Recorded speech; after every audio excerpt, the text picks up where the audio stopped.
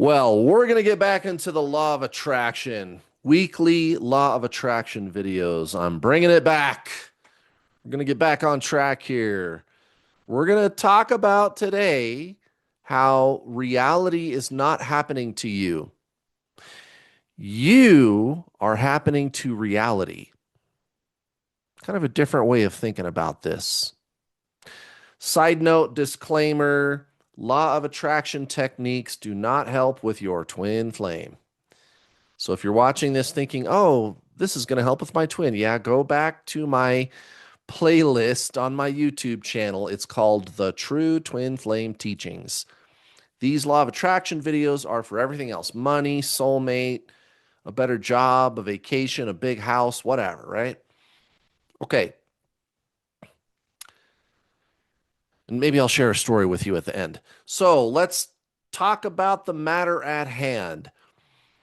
Reality is not happening to you, you are happening to it. So most people, the reason I think that they kind of struggle with manifesting is because they are manifesting. And and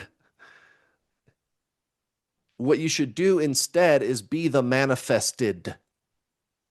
Don't don't be manifesting, be the manifested. Um People, they want to know, well, how do I get the law of attraction to start working for me? Well, it already is. You just don't like what what you've manifested, what you are being, what you are getting from life, you know, is matching you energetically, and it's not your fault. You were raised in this crazy society, your parents, your peers, your friends, television, all that stuff. We have these embedded beliefs in lack, for example. It's not your fault. You're not bad. It's just there's all these cultural myths, and you've been told that crap your whole life. All right, well, let's fix it. So the universe is matching you. But that's the thing, is the universe is matching you. You are the cause. What's out there is the effect. Reality is not happening to you. You are happening to it. You're just used to this feedback loop, right? So let's talk, for example, let's use money as an example. So most people have this belief in lack. They might not realize it, but watch this. Let's do a thought experiment. Have you ever like tried to start a business or tried to sell something like right like try to make money in a way other than go get a job and get a paycheck, right? Even if it's just you did a paper route when you were a kid or you mowed lawns or something, whatever. Okay. And you do something for somebody, you make something for somebody and you go to give it to them, right? You're going to sell it to them. And then when they give you the money, when you ask for the money, first of all, do you feel awkward asking for the money? And then when they give you the money, how do you feel? Do you feel awkward? Is there like a sense of guilt or, oh, maybe I should charge less, or just some kind of awkward emotion like I'm taking money, right? Do you feel that way? Most people do. Just think of some situation in your life where that kind of happened, where you did something and then somebody gave you the money and you felt bad or awkward or something. Or even sometimes, like when I was an employee and I worked for a small company, the guy that owns the place is right there. And when he gives you your paycheck, I would still think, like, I hope I worked hard enough. It's a little different when you're working for like a big corporation, because fuck them. That's a big corporation, give me my paycheck, right? But just think about it. Think about, have you ever had a situation in some form or another involving money where when you got the money for something that you did, you felt like awkward or something. Did you notice like some kind of an emotion there? Because here's the thing, it's not really thinking that causes things to manifest. It's emotion. Feeling is the secret, right? Like Neville Goddard said. So if you've got this kind of default setting in your subconscious that feels bad or guilty about taking money for things, well, you might want to take a look at that because you are telling the universe that that is reality. And so you struggle with money. You feel guilty for taking money, for example. And you could even have worked really hard for it. That doesn't make any sense. And money's not bad. Money is not the root of all evil. That's not what the Bible says. Essentially, what the Bible says is greed is the root of all evil, right? Love of money, right? Like, I want to make money just for the sake of making money, and that's it. And I'll sell my mom for $1, you know? No, like, making money itself isn't the problem. It's what you do with it and how you go get the money.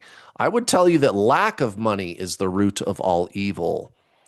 You know, every country that has, or region in a country, like the United States, there's different parts of the country, right?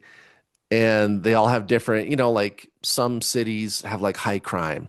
Well, what's going on in that city? Like, I don't know, Chicago or Baltimore, right? Well, it's kind of, nobody has any fucking money. I mean, it's kind of, you know, like all the industry is gone, all the good jobs are gone, nobody's got any fucking money, right? And then you look at a part of the country where there there is money and there seems to be a lot of people living in this place where all the money is. There's no crime. You know what I mean? It just money just makes life easier, guys. Like if you didn't have any fucking money at all, you didn't have two pennies to rub together, you might have to steal to eat, you know. And I'm not saying good or bad on any of this stuff. I'm just telling you is, right? I'm not trying to make like moral justifications for or against anything.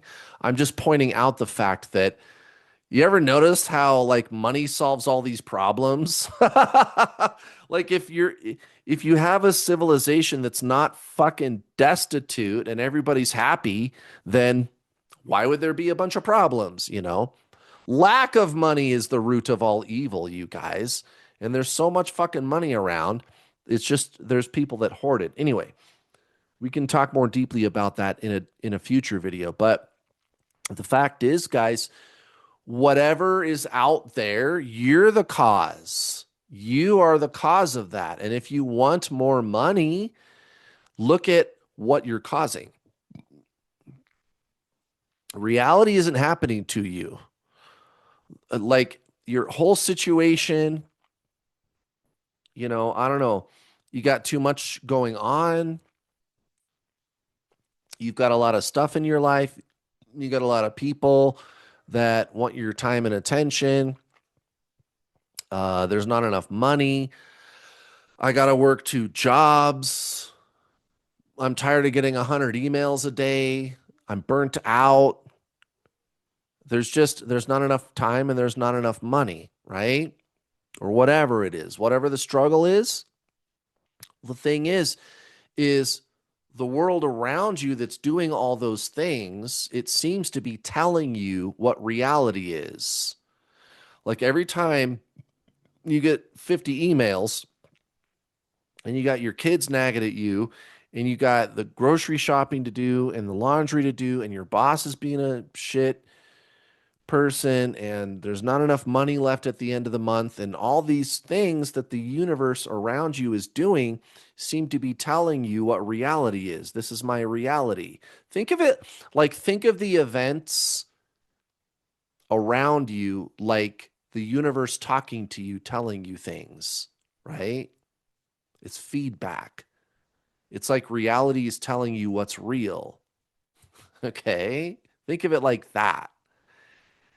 And then switch it and go, wait, What if I start telling reality what's real instead? I'm going to tell you what's real, motherfucker.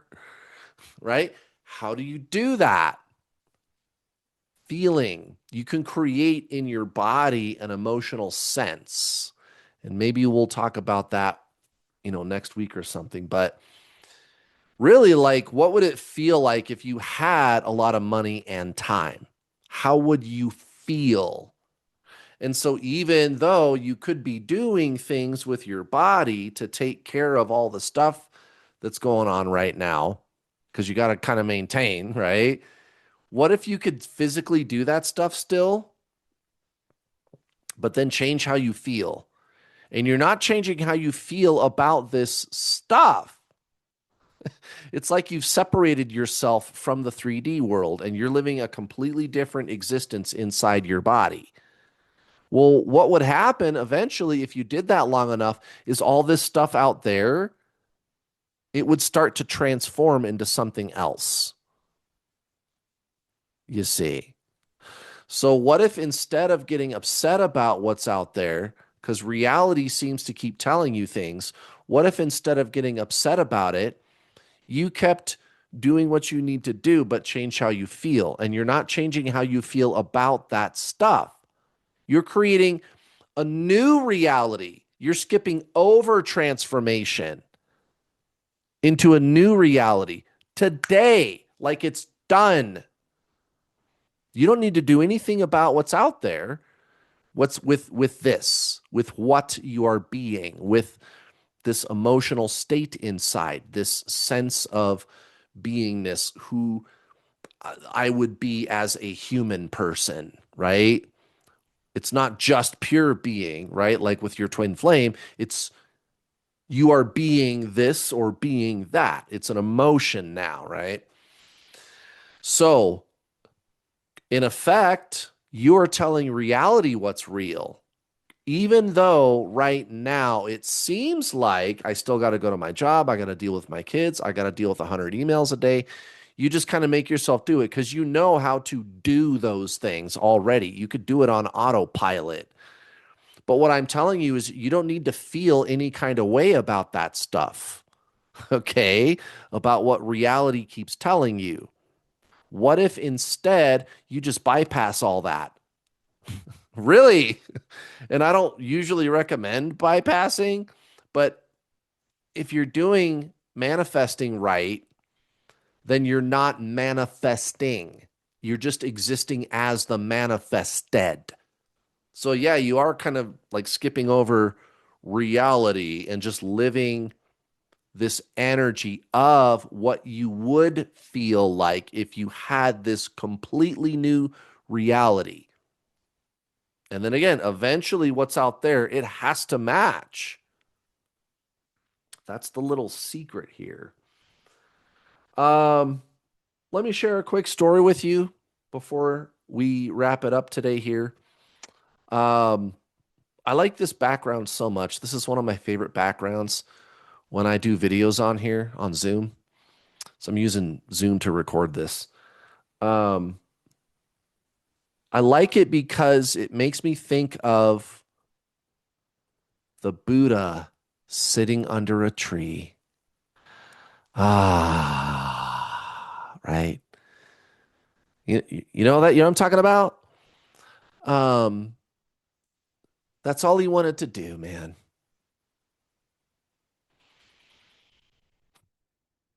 I just want to exist. That's the funny thing about what I want from life is if I could do that all day, every day, I would do that. The problem is I don't want to sleep on the street. And I don't like being dirty, ugh, smelling. Ugh. And I like to have nice food to eat. And okay, well, I guess I'm going to have a house and a job and all that stuff. Okay. So when I was, I think 21 or 22, um, I realized that about myself. Like I just want to be, I just want to exist. I want to do that. I want to be able to just escape the system and be as the Buddha essentially and just exist and just meditate and sit under a tree and just bask in the sun. Oh, yeah. Right.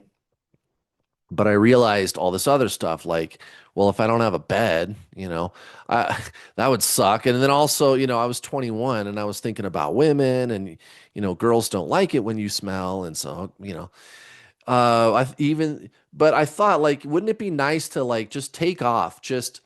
I want to just be one of those railroad bums, a railroad drifter, just me and my guitar and my dog, and just hopping on a train and just skipping around the country. You know what I mean? One of those guys that like sneaks onto the back of the train. You're not supposed to do that. It could be kind of dangerous. You might get hurt. I don't know. But really, like, just do that and just do odd jobs and, just, I don't know, just not do anything, man. Oh, yeah. Right. But again, no bed, be all nasty and smelly. Okay. So what am I going to do? Maybe I could make so much money and it would be residual income, right? Maybe I could do that. I started thinking I could start a business or something and then automate it all, get it to be automated and have employees and stuff. And then I could have the money and the time. And then I could have a house that's comfortable and I could go in my backyard and sit under the tree all day there. What a great idea, right? And so began my quest to learn about entrepreneurialism and all that kind of stuff. And I tried a lot of different things to start businesses. I hung out with entrepreneurs. I learned all about it. And I finally succeeded eventually in my early 40s. And that sounds like a long time. I probably could have done it faster if I would have known some of this stuff. But I guess maybe it's for your benefit because now I can share this information with you. But my point is, guys, the irony is all I wanted to manifest, it wasn't really the money. I like the money, but it's like what can I do with the money? That's what's important to me. I want the freedom. That's what I want. I don't just want the money. Um,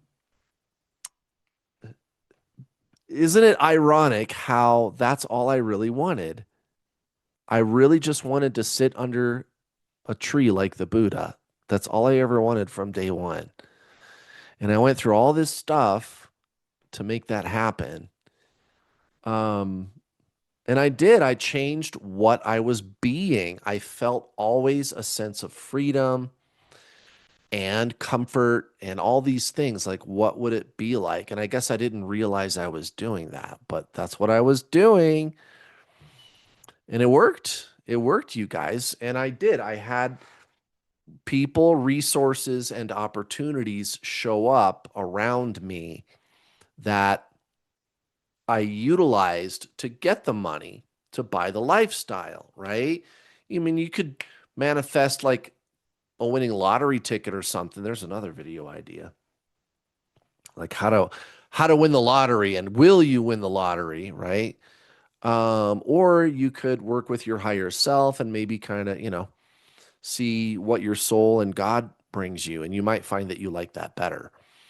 Like this, for example, I get to teach, I get to help people, and I love that, you know. But it's interesting what motivated me. So that's another thing, maybe think about what exactly is it do you want to tell the universe? Think about that. Think about, like, with me, again, I want to go sit under the tree, but I want a bed to sleep in at night too, and a nice hot shower, right? I want all those things. So, what exactly is your why? What is your goal here? Okay. Think about that. What am I going to start telling the universe is real? And start from there and operate like that. All this stuff out there, it's all action. It's all doing. All the emails and people and phone calls and the kids and the job and all the errands that you got to run and all the stuff that you think is a problem. It's just things. It's just actions. You don't have to feel any kind of way about it. So don't respond to it. Get the universe to respond to you. You tell the universe what's real. And we'll talk more about that, of course, in future videos. Like I said, I'm going to start firing up these law of attraction teachings again. All right, guys, I'll see you next time.